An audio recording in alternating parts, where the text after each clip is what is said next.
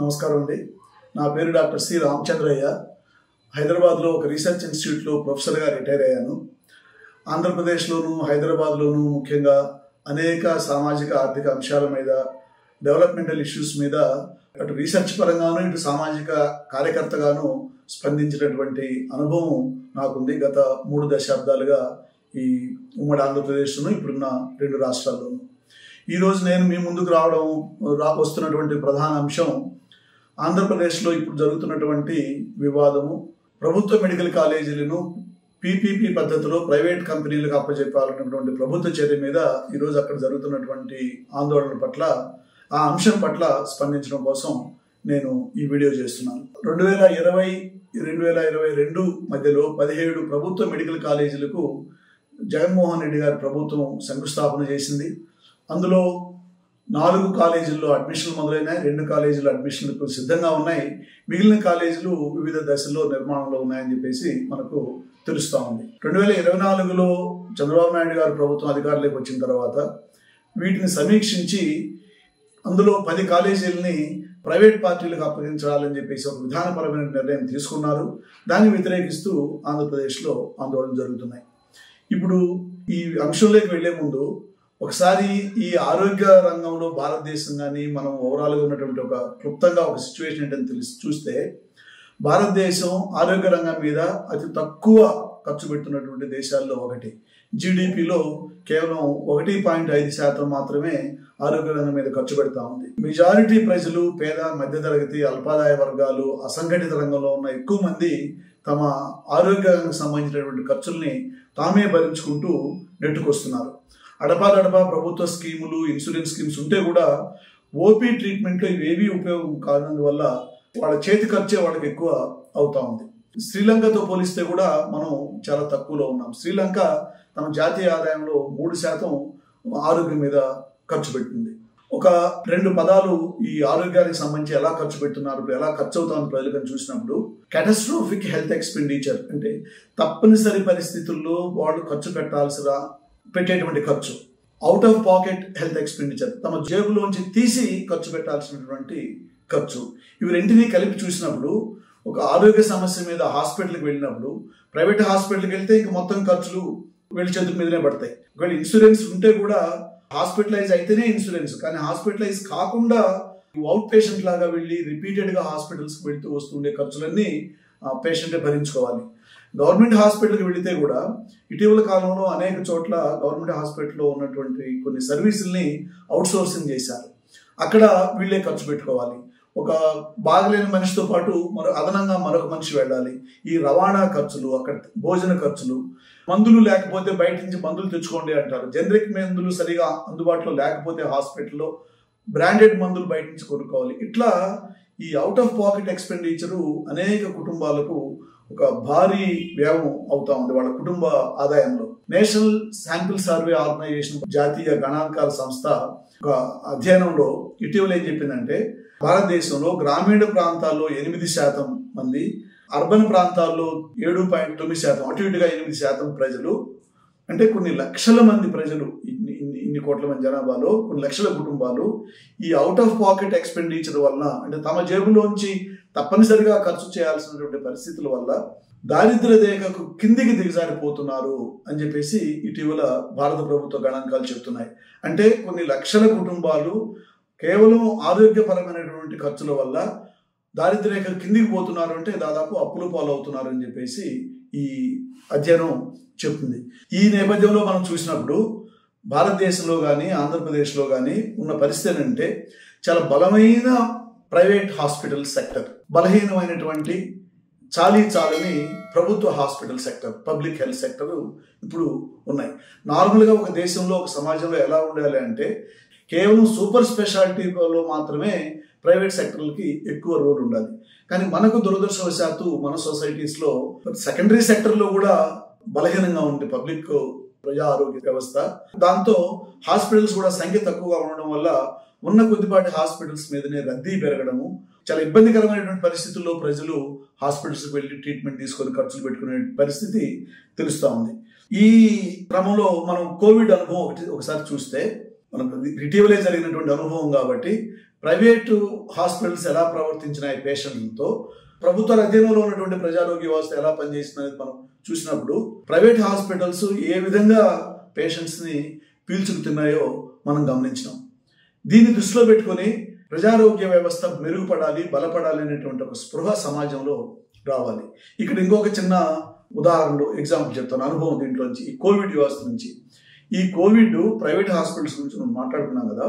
Covid vaccine తయారు చేసినటువంటి serum institute అధిపతి సైరస్ పూనావాలా అనే ఆయన ఆ కోవిడ్ 1.5-2 సంవత్సరాల కాలంలో ఆయన సంపద 74% పెరిగి ఈ దేశంలో 8వ అత్యంత ధనికుడిగా పైకి ఎదిగినాడు ఆయన. అంటే చూడండి, ఇన్ని వేల కోట్ల రూపాయలు ఒక వ్యాక్సిన్ ప్రొడ్యూస్ చేసేటువంటి కంపెనీకి వెళ్ళినాయో. అలాగే తెలంగాణ, ఆంధ్రప్రదేశ్ రాష్ట్రాల్లో ధనవంతులైన 10 పారిశ్రామికవేత్తలను తీసుకుంటే అందులో 8 పారిశ్రామికవేత్తలు ఈ మందుల పరిశ్రమలు ఉన్నవాళ్లే.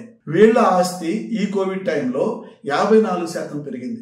అంటే ఒక విపత్తుగా ప్రజలు భావించి ఇబ్బందులు పడిన దశలో ఈ మందుల పరిశ్రమలో ఉన్న ఆస్తులు 54% ఈ రాష్ట్రాల్లో పెరిగితే 74% జాతీయ స్థాయిలో పెరిగింది. కొంతమంది గుర్తుండదో ఒకసారి గుర్తు చేసుకోండి. 3వ డోసు కూడా కోవిడ్ వేసుకోండి అని గ్రామాల్లో వచ్చి అక్కడక్కడ కోవిడ్ డోసులు వేసినారు వ్యాక్సిన్. 3వ డోసు వ్యాక్సిన్ వేసుకోమని ఏ మెడికల్ కమిటీ చెప్పలేదు, ఏ ప్రభుత్వం సిఫారసు చేయలేదు, ఏ అధ్యయనం చెప్పలేదు. కానీ ఈ కంపెనీల దగ్గర కోవిడ్ వ్యాక్సిన్లు మిగిలిపోతున్నాయని చెప్పేసి వీటిని ఏం చేయాలి, మేము ప్రభుత్వం మీకోసమే మేము వీటిని ఉత్పత్తి చేసినాం కదా అని చెప్పేసి వీళ్ళంటే ప్రభుత్వం సైలెంట్గా గుట్టు చప్పుడు కాకుండా జనాల్ని వెర్రివాళ్ళం చేసి ఎవరు వేయించుకోవడానికి సిద్ధంగా ఉంటే వాళ్ళకి వేసేయండి అని చెప్పేసి గ్రామాల్లోకి వెళ్ళి 3వ డోసు వేసినది ఆరోగ్యం మీద ఎంత తీవ్రమైనటువంటి ప్రతికూల ప్రభావం చూపిస్తుందో రాను రాను తెలుస్తుంది. కొంతమందికి వేసుకోకపోయినా కానీ ఎస్ఎంఎస్లు వచ్చినాయి, మీరు వేసుకున్నారు సంతోషం, కంగ్రాచులేషన్స్ అని. వీటి తర్వాత వాళ్ళని అడిగితే అండి మీరు కావాలంటే వేస్తాం, మాకైతే వేయమని చెప్పేసి ఆదేశాలు ఉన్నాయి. సో వేయకపోయినా వేసినట్టు ఒక ఎస్ఎంఎస్. అంటే కొన్ని కోట్ల డోసులు ఈ కోవిడ్ వ్యాక్సిన్ని 3వ డోసుగా వేసినట్టు గణాంకాల్లో చూపించి ఎన్ని వందల కోట్ల రూపాయలు ప్రభుత్వం ప్రజల డబ్బుని ఈ కంపెనీలకు చెల్లించిందో మీరు ఊహించండి. అలా చేసుంటేనే వీళ్ళ ఆస్తులు ఇంత పెద్ద ఎత్తున పెరుగుతాయి. సో ప్రజల అనారోగ్యం అనేది ఒక వనరుగా, ఒక పెట్టుబడిగా తయారైంది మందుల పరిశ్రమలకి, ప్రైవేట్ హాస్పిటల్స్కి. ఈ నేపథ్యంలో పబ్లిక్ హాస్పిటల్స్ యొక్క పాత్ర చాలా ఎక్కువగా ఉండాలి సమాజంలో. కానీ మనకు ఇప్పుడు ఆంధ్రప్రదేశ్లో జరుగుతున్నటువంటి పరిణామాలు అందుకు భిన్నంగా జరుగుతున్నాయి. ఏమంటున్నారు, ఇప్పుడు పీపీపీలో ఇస్తే అది టోటల్ ప్రైవేటైజేషన్ కాదు, ప్రభుత్వం కూడా వీటి మీద అజమాయిషీ ఉంటుంది, అజమాయిషీ చలాయిస్తుంది అని చెప్పేసి అంటున్నారు. ఇది ఎంత బోగస్ క్లెయిమ్ అంటే ప్రభుత్వం చెప్పేది. మీకు ఒక ఉదాహరణ, ఒక అధ్యయనాన్ని చెప్పేసి మళ్ళా దాంట్లోకి వస్తాం. కార్పొరేట్ హాస్పిటల్స్ ఏదైతే మనం అంటున్నామో గత 3-4 దశాబ్దాలుగా ఉన్నట్టు అన్నీ కూడా ఎక్కువ మేరకు ప్రభుత్వం నుంచి స్థలాలు తీసుకున్నట్టువే. మొట్టమొదటిసారిగా ఉమ్మడి ఆంధ్రప్రదేశ్లో 1989లో అపోలో హాస్పిటల్ ఏర్పడింది, ఒక పెద్ద బ్రాండ్, ఈరోజు నేషనల్ బ్రాండ్.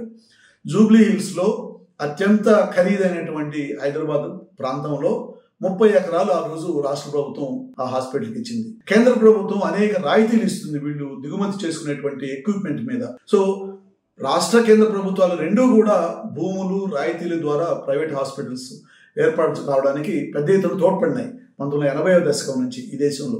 సరే, ప్రభుత్వం ఇన్ని ఇస్తా ఉంది కదా, ఏంటి సమాజానికి ఒరిగేది ఏంటి అంటే అక్కడ ఒక ఒప్పందం జరుగుతుంది అనమాట. ఈరోజు ఏదైతే ఆంధ్రప్రదేశ్లో కన్సెషన్ అగ్రిమెంట్ ఎలా తయారు చేయాలని వీళ్ళు మాట్లాడుతున్నారో ఆ రోజు నుంచి ఇవన్నీ ఉన్నాయి, ఇవి కొత్తవి కాదు. దాదాపు అపోలోతో జరిగినటువంటి ఒప్పందాలే దాదాపు అన్ని పెద్ద హాస్పిటల్స్లోనూ జరిగి ఉంటాయి. ఇది మనకు అందుబాటులో ఉన్నటువంటి ఒక అధ్యయనం ఆధారంగా మీతో షేర్ చేసుకుంటాను. 40% అవుట్ పేషెంట్ ట్రీట్మెంట్ పేదలకు ఉచితంగా చేస్తాము అంటే టోటల్గా 100 మంది అవుట్ పేషెంట్లు ఈరోజు హాస్పిటల్కి వచ్చినారు అనుకుంటే అందులో 40 మందికి ఉచితంగా చేస్తాము. సో పేదలు అనేది రిపీటెడ్గా వస్తుంది అనమాట. ఇన్ పేషెంట్ అంటే బెడ్లు అలొకేట్ చేసేటువంటి ట్రీట్మెంట్లో 10% ఉచితంగా చేస్తాము. సరే, మరీ ఖరీదైన ప్రాంతంలో ప్రభుత్వం చాలా చౌకగా భూమి ఇచ్చింది కాబట్టి 15% అదనంగా మేము పేదలకు ఇన్ పేషెంట్ ట్రీట్మెంట్ చేస్తామని చెప్పేసి ఆ రోజు రాష్ట్ర ప్రభుత్వం అపోలో హాస్పిటల్స్ అనేటువంటి ఒప్పందం 1995లో ఆంధ్రప్రదేశ్ ప్రభుత్వం అప్పుడు ఆ తర్వాత వేరే నర్సింగ్ హోమ్స్, హాస్పిటల్స్ కూడా భూములు ఇచ్చింది ప్రభుత్వం. ఇంతమందికి ఇన్ని ఇస్తున్నాము, ఇన్ని ఒప్పందాలు జరుగుతున్నాయి కదా, ఏ మేరకు పేదలకు ట్రీట్మెంట్ ఉచితంగా జరుగుతూ ఉంది ఈ హాస్పిటల్స్లో అని చూడండి అని చెప్పేసి అసెంబ్లీ ఒక హౌస్ కమిటీ ఏర్పాటు చేసింది 1995లో.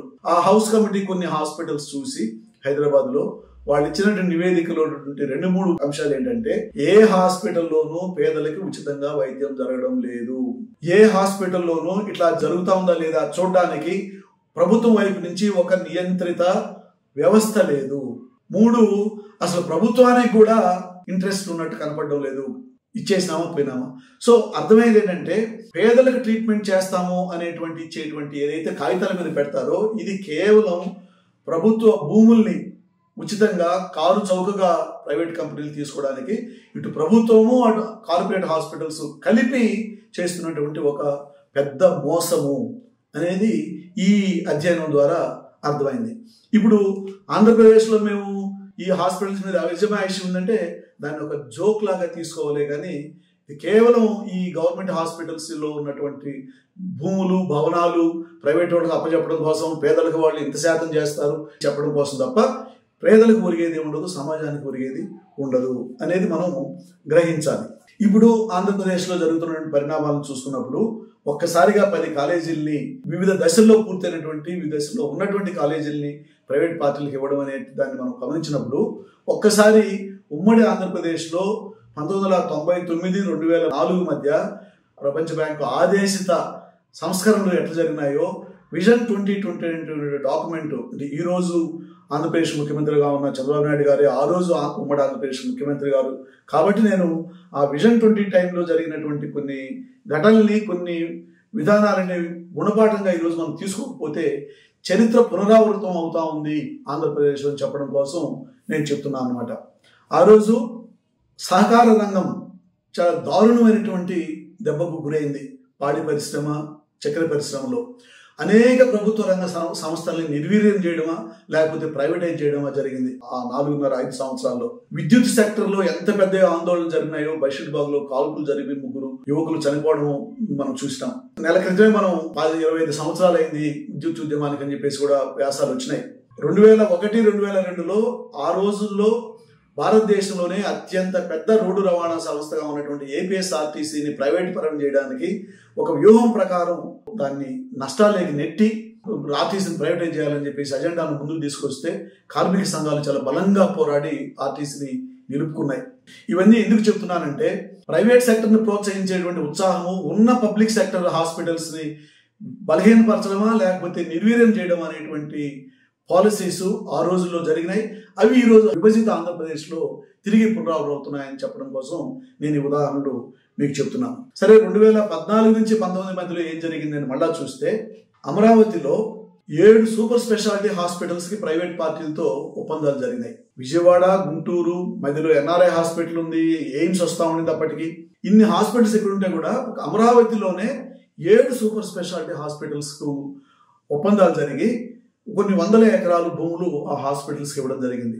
అందులో ఒకటి రాష్ట్ర ప్రభుత్వానికి చాలా ఇష్టమైనటువంటి కంపెనీ లూలు కంపెనీ. ఆ లూలు కంపెనీకి ఇప్పుడు విజయవాడ, విశాఖపట్నంలో ఎట్లా భూములు ఇచ్చినారో చూసినాం. లూలు కంపెనీ కూడా ఆ రోజు 200 ఎకరాలు అమరావతిలో కేటాయించడం జరిగింది ఒక హాస్పిటల్కి. ఆ హాస్పిటల్స్ అన్నీ కూడా 3 సంవత్సరాల లోపల నిర్మాణం పూర్తి చేసి అమలులోకి వచ్చి ఉండాలి. అంటే గత ప్రభుత్వ హయాంలోనే అవి జరిగి ఉండాలి, కానీ ఎక్కడా కూడా ఒక ఇటుక రాయి కూడా పడలేదు, అయిపోయింది. అదే సమయంలో మనకి ఏదైతే విజయవాడలో ఉందో అన్ని మెడికల్ కాలేజెస్కి ఒక university, NTR university of health sciences ఏదైతే ఉందో వాళ్ళు తమకు సొంత క్యాంపస్ లేదని, మాకున్నాయి నిధులు, మా నిధులతో మేము భవనాలు కట్టుకుంటాం, మాకు ఎక్కడైనా భూమి కేటాయించండి అని చెప్పేసి గత 10 సంవత్సరాలుగా ప్రభుత్వాలను అడుగుతున్నారని చెప్పేసి నేను పేపర్లో చదివినాను. అయినప్పటికీ కూడా గత 5 సంవత్సరాల పదవిలో ఉన్నప్పుడు కానీ ఈ రోజు అధికారంలోకి వచ్చిన సంవత్సరంన్నర తర్వాత కానీ ఈ ప్రభుత్వానికి ఎన్టీఆర్ యూనివర్సిటీకి భూములు అలాట్ చేసడానికి మనసొప్పడం లేదు. కానీ మిగిలిన ప్రైవేట్ పార్టీలకు ఉన్న కాలేజీలను అప్పచెప్పడానికి చాలా ఉత్సాహం చూపిస్తూ ఉంది. చివరిగా చెప్పాలనుకుంది ఏంటంటే, ఈ మెడికల్ కాలేజీలు ప్రభుత్వ రంగంలో ఉండడం ఎంత అవసరమో మనకు కోవిడ్ అనుభవం చెప్తా ఉంది. భవిష్యత్తులో ఇంకా ఎక్కువ మెడికల్ కాలేజెస్ ప్రభుత్వ రంగంలో రావాలి. ఆంధ్రప్రదేశ్లో ఇప్పుడు జిల్లాకు ఒకటి అనుకున్నా ఇంకా ఎక్కువ రావాలి. కొత్త జిల్లాలు కూడా అన్ని చోట్ల చాలు. కానీ ఉన్న వాటినే ప్రైవేట్ కార్పొరేట్లకు అప్పచెప్పడం అంటే అది చాలా నష్టదాయకమైంది ఆంధ్రప్రదేశ్ సమాజానికి. దీన్ని యువత, విద్యార్థులు, పౌర సమాజం ఎంత నష్టం జరగబోతోందనే దాన్ని గుర్తించి వీటిని అడ్డుకోవాలని చెప్పేసి నేను విజ్ఞప్తి చేస్తున్నాను. మరొకటి ఏంటంటే, ఈ గత వారం 10 రోజులుగా చర్చ ఆంధ్రప్రదేశ్లో ఏం జరుగుతా ఉందంటే, గతంలో జగన్మోహన్ రెడ్డి గారు ఎన్ఆర్ఐ కోట ఎంత పెట్టినాడు, ఫీజు ఎంత పెట్టినాడు, కన్వీనర్ కోట ఎంత పెట్టినాడు, మేము ఎంత పెడుతున్నాం, ఫీజు ఎంత పెడుతున్నాం జరుగుతుంది. కానీ చర్చ అది కాదు. ఏ కోటాలో ఎంత ఫీజు ఇది కాదు సమస్య. ప్రభుత్వ అధీనంలో ఉంటే ఆ పర్సంటేజ్లు మార్చుకోవచ్చు తర్వాత అయినా. ఒకసారి మెడికల్ కాలేజీ ప్రైవేట్ యాజమాన్యానికి వెళ్ళిన తర్వాత it's not only the medical college, the entire hospital goes in to the private sector. మరొక కార్పొరేట్ హాస్పిటల్ అయిపోతుంది అది. ఒక కోటాల ప్రకారం వాళ్ళు ఏదో కొన్ని అడ్మిషన్లు కన్వీనర్కి ఇచ్చినా the hospital is completely in to private hands.